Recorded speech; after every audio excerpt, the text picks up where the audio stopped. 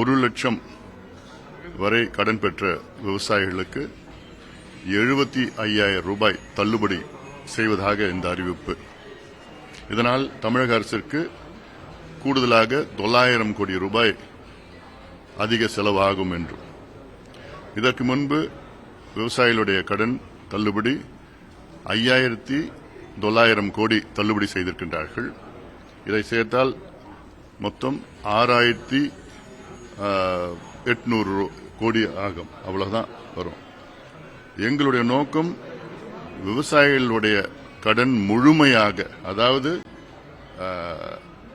5 acre வைத்திருக்கின்ற விவசாயிகளுடைய கடன், அத்துணை கடனும் முழுமையாக தள்ளுபடி செய்ய வேண்டும். கூட்டுறவு வங்கிகள் கடன் 5 10 ஏக்கர் வைத்திருக்கின்றவர்களுக்கு கிட்டத்தட்ட ஒரு 50 விழுக்காடு கடன் தள்ளுபடி செய்ய வேண்டும் என்று எங்களுடைய கோரிக்கை. அது அப்படி பார்த்தால் கிட்டத்தட்ட அரசுக்கு 18,000 கோடி ரூபாய் செலவாகும்.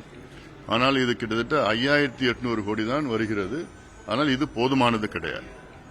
இது முழுமையாக தள்ளுபடி செய்ய வேண்டும் என்று எங்களுடைய கோரிக்கை. காரணம், இது சூப்பர் எல்னினோ இயர். இதனால் விவசாயிகள் மிகப்பெரிய அளவில் பாதிக்கப்பட்டிருக்கின்றார்கள். விவசாயம் செய்ய முடியாத ஒரு சூழல். குறிப்பாக டெல்டாவிலே குறுவை சாகுபடி கடந்த ஆண்டு 6.5 லட்சம் ஏக்கர், இந்த ஆண்டு 2 லட்சம் ஏக்கர் தான். அதனால் இப்போ அரிசி கிட்டத்தட்ட 10 ரூபா விலை கூடிடுச்சு. இந்த நிலை போச்சுன்னா இன்னும் 10 ரூபா கூடும், அதிகமாகும். அதனால முதலமைச்சர் அவர்கள் இது போதுமானது இல்லை, பீஸ் கொடுக்கறது இல்லை. ஒட்டுமொத்தமா கிட்டத்தட்ட இன்னொரு கூடுதலாக என்ன, நீங்க 6,000 கோடி வந்துருச்சு, இன்னொரு 12,000 கோடி அறிவிங்க, முழுமையா தள்ளுபடி பண்ணுங்க.